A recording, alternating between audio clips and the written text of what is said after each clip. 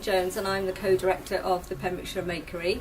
We started the Remakery about 18 months ago as a community interest company, and we spent that time running the project voluntary in a damp old porter cabin up in Letterston. And 6 weeks ago we were lucky enough to get some funding to be able to support us to take the project full time and moved into the Green Shed in Merlin's Bridge, Haverfordwest. We have a splendid new workshop here and access to a reuse shop as well, and this is a great opportunity with building our links with Menter Iaith to develop Welsh language into our business as a new enterprise.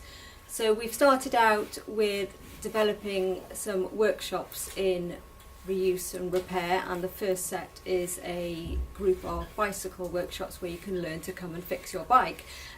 Basic repairs like repairing a puncture and setting the gears. We put those out to advertisement in a bilingual poster that are shown around publicly in areas around Pembrokeshire, North Pembrokeshire in particular, and we have them displayed at the Green Shed.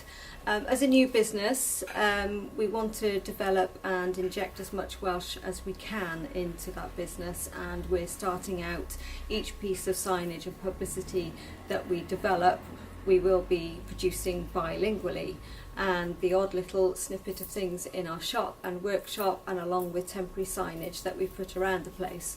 And hopefully as we develop, we want to be able to deliver some of our workshops in the medium of Welsh, and we are looking at ideas to explore that and working with Helen to see how we might be able to take that forward. So to round out, we are a new business that's trying to inject as much Welsh as we can as we develop and grow.